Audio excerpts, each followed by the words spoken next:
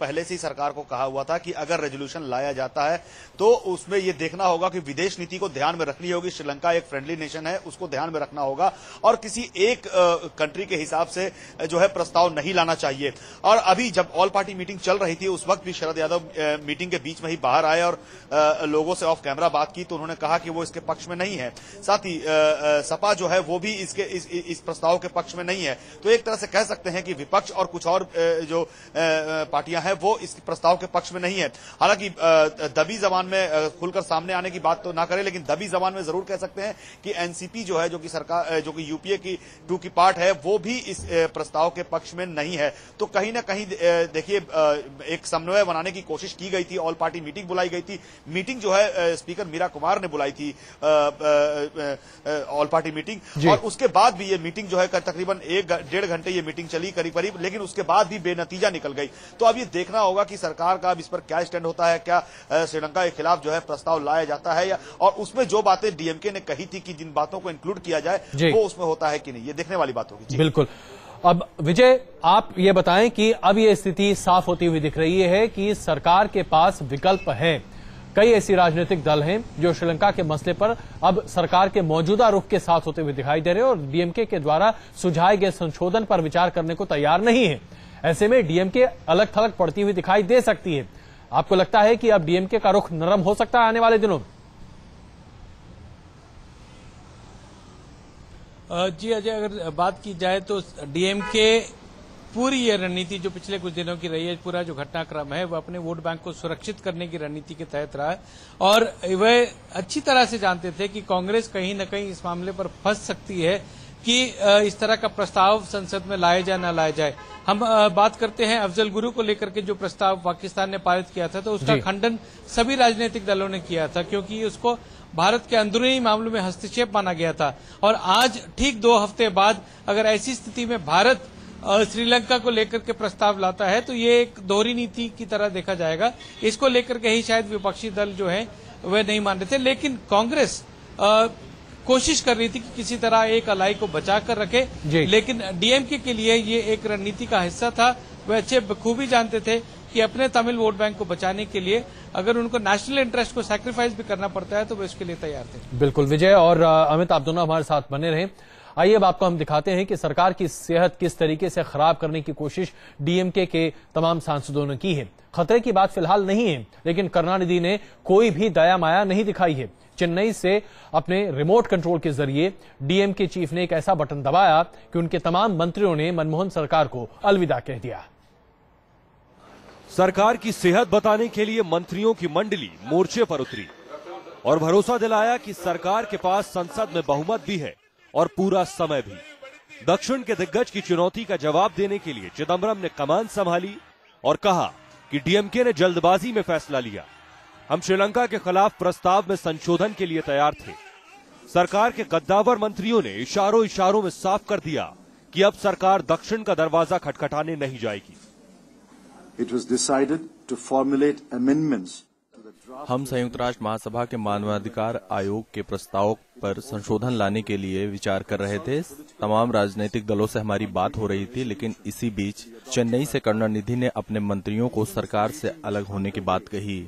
The media reported that Sri M. Karunanidhi had announced that the DMK would withdraw its ministers from the government and would withdraw support to the UPA.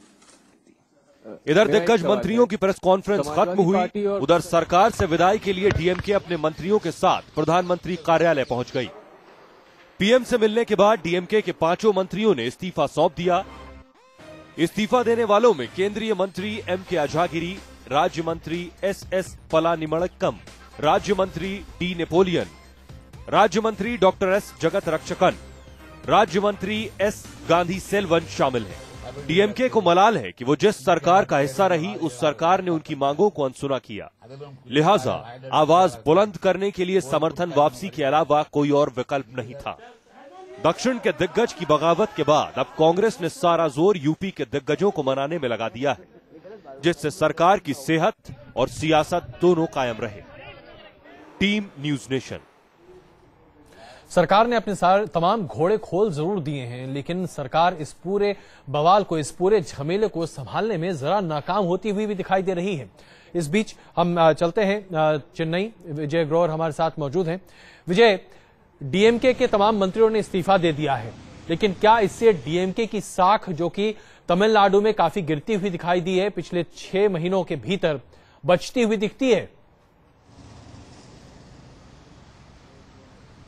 जी अजय, अगर साफ तौर पे बात की जाए तो बिल्कुल नहीं, क्योंकि ये जिस तरह से पिछले 2 दिन में हमने देखा है कि करुणानिधि एक रिएक्शन के तहत उन्होंने समर्थन वापस लेने की बात की, उसी रिएक्शन के तहत हमने देखा इस्तीफे मंत्रियों ने दिए, क्योंकि जो एक जनमानस का एक आक्रोश था वह कहीं न कहीं इस बात पर करुणानिधि को निशाना बना रहा था कि 2009 में जब ये पूरा नरसंहार हुआ था तो उस समय भी वे चाहते तो वे केंद्र सरकार पर दबाव बना सकते थे, लेकिन सत्ता के भोगी होने के कारण उन्होंने शायद ऐसा नहीं किया। ये एक साफ तौर से लोगों में जो स्टूडेंट कम्युनिटी जो प्रोटेस्ट कर रही है वह खुल के करुणानिधि के खिलाफ अभी इस बात को उठा रही है, और ये पूरी तमिल डायस्पोरा में भी इस लेकर के बात चल रही है।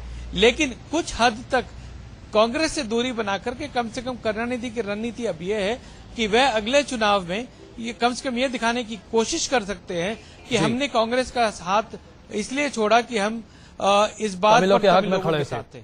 बिल्कुल विजय, आप हमारे साथ बन रहे हैं, आपसे हम और भी टिप्पणियां लेते रहेंगे। इस बीच हम बात कर रहे हैं दरअसल श्रीलंका में तमिल मूल के लोगों के ऊपर हुए अत्याचार पर कैसे भारत में और खास करके तमिलनाडु में राजनीति हो रही है। इसे आप ये कह सकते हैं कि ये लाशों के ऊपर हो रही राजनीति है। डीएमके ने साफ तौर पर इस मुद्दे को अपनाने की कोशिश की है, जबकि जयललिता की एडीआईएमके इस पूरे मसले पर पहले ही डीएमके की जमीन खींच चुकी है। अब इसमें 2 पार्टियां अपनी वोट बैंक को बचाने में कैसे जुटी हुई हैं, पहले ये राजनीति देखिए। 18 तारीख तक डीएमके और सरकार के बीच चल रही तनातनी का सस्पेंस बरकरार था।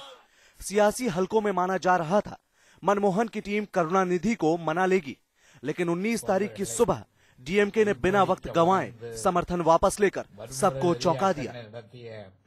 राजनीतिक हलकों में डीएमके की इस जल्दबाजी के पीछे श्रीलंका के मुद्दे पर फायदे को भुनाना माना जा रहा है। दरअसल तमिलनाडु की चीफ मिनिस्टर जयललिता ने भी तमिलों के साथ हुए अत्याचारों के मुद्दे पर बयान जारी कर दिया था। जयललिता ने कहा था कि भारत को संयुक्त राष्ट्र में अमेरिका के प्रस्ताव का समर्थन करना चाहिए ताकि आहत लोगों की भावनाएं शांत की जा सके। माना जा रहा है कि करुणानिधि को इस बात का खतरा लग रहा था कि कहीं जयललिता श्रीलंका के मुद्दे पर जनता की सहानुभूति ना बटोर लें। करुणानिधि ने तो अपना दांव खेल लिया, लेकिन जयललिता भी पीछे नहीं है। जयललिता ने डीएमके की राजनीति को ड्रामेबाजी करार दिया। डीएमके पर हल्ला बोलते हुए जयललिता ने कहा कि करुणानिधि का समर्थन खींचना सिर्फ ड्रामेबाजी है। ये वैसा ही है जैसे आंखें बंद करके सूर्य नमस्कार करना। जयललिता की ही तरह राजनीति के बाकी धुरंधर भी डीएमके के कदम को ड्रामा करार दे रहे हैं। मजाक है और 1 महीने के बाद सब वापस आ जाएंगे डीएमके वाले। ये सिर्फ क्योंकि वो डरते हैं कि जयललिता कहीं इनको नीचा ना दिखा दे, तो ये ड्रामा से हम प्रभावित नहीं है। राजनीति की बिसात पर मोहरे तो चलते रहेंगे, लेकिन डीएमके के लिए समर्थन वापस लेना उतना फायदेमंद साबित नहीं हुआ जितना समझा जा रहा था।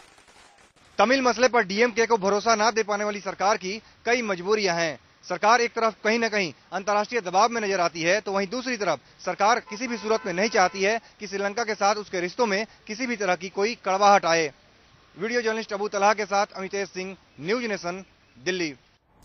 विजय, डीएमके के मंत्रियों ने इस्तीफा तो दे दिया है और सरकार से अपने आप को अलग करने की कोशिश भी कर रही है डीएमके, लेकिन इस बीच में जयललिता ने जो अपना दाव खेला है, क्या उससे तमिल वोट बैंक जयललिता की पार्टी यानी कि एडीएमके के पास जाती हुई दिखाई देगी?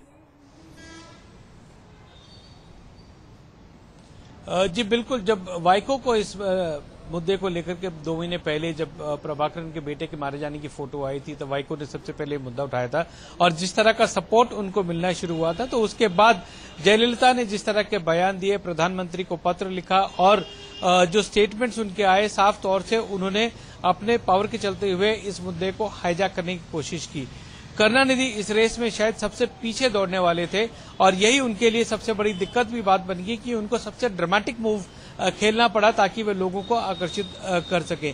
लेकिन ये पूरे मामले में क्योंकि अब पूरा मामला जब है वोटिंग को लेकर के है, यूनाइटेड नेशंस में जिस तरह का इस लेकर के एक पूरा माहौल बना है, तो ये एक आगामी चुनाव की आगाज को देखते हुए हर पार्टी जो है वह इस वोट बैंक को अपनी तरफ करने की कोशिश कर रही है और एक माहौल बनाने की कोशिश कर रही है कि वो उसको इसका पूरा फायदा मिले। और जयललिता जहां एक कामयाब रही, कांग्रेस और डीएमके के बीच में बंटवारा करने का यह उनकी सबसे बड़ी जीत है, क्योंकि उनको लगता है कि कांग्रेस और डीएमके को अलग करने के बाद सबसे ज्यादा राजनीतिक फायदा उनको होगा। बिल्कुल, आप हमारे साथ बने रहें।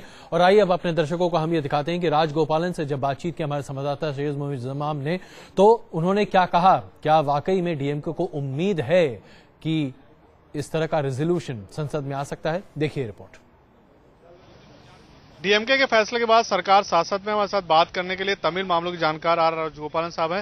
राजगोपालन साहब, इसका क्या असर पड़ेगा? क्या डीएमके का पुल आउट जो हुआ है ये सीरियस है? सीरियस, बिल्कुल सीरियस है, 110% सीरियस है। क्योंकि तमिलनाडु राजनीति पर आप देखोगे, जयललिता को तो गंभीरता से सब ग्राउंड सपोर्ट है उसका, लेकिन उसी में इंटरेस्ट में मुझे लगता है करुणानिधि साहब ने टाइम सोच करके 15-20 दिन से हम लोगों को पता था दैट करुणानिधि साहब को जो माइंड पर ये वापस करने के लिए, जो वापस लेने के लिए माइंड पर घूम रहे, ये 3-4 रोज से डीएमके एमपी सेंट्रल हॉल में भी मुझे बताया समर्थन जरूर वापस करना है, सरकार को खटखड़े में खड़े करना है, क्योंकि तमिलनाडु में कांग्रेस बहुत कमजोर कांग्रेस है।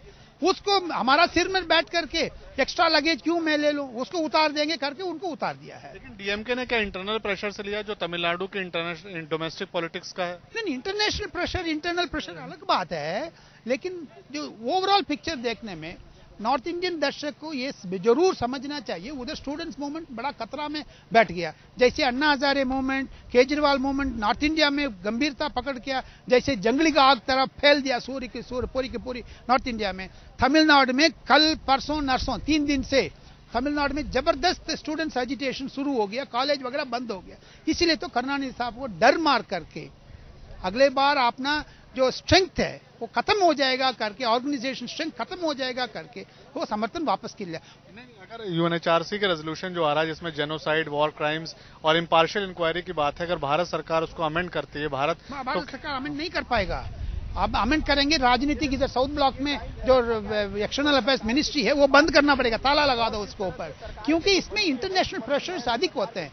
अमेरिका चुप नहीं रहेगी, क्योंकि साउथ एशिया में अपना जो क्षेत्रीयवाद है हाथ मिला करके भी चलना है।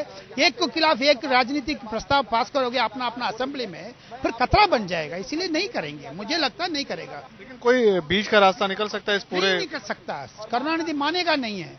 इतना दूर आने के बाद बीच में रास्ता निकालने के बाद वो पत्थर खाएगा क्या बाकी लोगों से? नहीं करेगा। करुणानिधि साहब को 90 साल का बुजुर्ग आदमी है, जितना भी इधर पार्लियामेंट में बैठे उसको बच्चा को बराबर है, वो समर्थन कभी इसको वापस लेने, समर्थन को वापस कभी नहीं लेगा। बहुत बहुत शुक्रिया। थे राजगोपालन साहब जो कह रहे थे करुणानिधि इस पर बैक डाउन करेंगे, ऐसी संभावना बहुत कम है। वीडियो जर्नलिस्ट प्रदीप सिंह नागरकोटी के साथ सैयद मुइज़्ज़माम, न्यूज नेशन, दिल्ली। विजय, अब एक छोटा सा जवाब इस सवाल का, जो तमाम छात्र सड़कों पर निकल आए इस पूरे मसले पर, तमिल के मसले पर, श्रीलंका में जो उनके ऊपर अत्याचार हुआ उससे, इसको देखते हुए डीएमके की आंखें खुली। अगर ये आंखें पहले खुली होती तो शायद भारत सरकार के पास विकल्प बेहतर होता इस पूरे मसले पर अपना एक नया रुख रखने का भी। जी हाँ, बिल्कुल। लेकिन यहाँ पर गौरतलब बात यह भी है कि ये पहली बार नहीं है कि भारत संशोधन लाने की बात कर रहा है। पिछले वर्ष भी जब यूनाइटेड नेशंस के 1977 में यह मुद्दा आया था तो तब भी भारत ने 2 अमेंडमेंट्स लाए थे। तो लेकिन इस बार जो है ये बहुत पॉलिटिकल रूप ले चुका है और डीएमके की ये मजबूरी रही है कि इस मुद्दे पर 4 साल तक चुप्पी साधने के बाद आज उसके पास और कोई ऑल्टरनेटिव नहीं है कि इस पूरे एजिटेशन में जो कि टीजीटी ने स्पॉन्सर किया है उसके बीच में उसको आना पड़ा, सत्ता से हाथ छोड़ना पड़ा, और यह फास्ट इन द रेस के लिए। बिल्कुल विजय, बहुत बहुत धन्यवाद विजय इस जानकारी और बातचीत के लिए। तो डीएमके की अपनी मजबूरियां हैं जो कि राजनीतिक हैं, इसमें कोई दो राय नहीं है, लेकिन डीएमके को इसका वाकई में फायदा मिल पाएगा, ये $1,00,000 का सवाल है। दूसरी तरफ एडीएमके की जयललिता वाकई में इस मुद्दे पर अपनी रणनीति को आगे बढ़ाती हुई और मजबूत करती हुई दिखाई दे रही है। और इस पूरे मामले में अगर कोई एक पार्टी है जो अपने वोट बैंक को, वोट बेस को बढ़ाती हुई दिख रही है तो वो है वाइको की एमडीएमके। लेकिन क्या ये तमिलनाडु की राजनीतिक समीकरण देश की विदेश नीति पर हावी हो सकती है, ये सवाल 1-2 दिन में तय जरूर हो जाएगा। कुछ देर के लिए रुक रहे हैं, उसके बाद आपके साथ होंगे बने सहयोगी विशाल।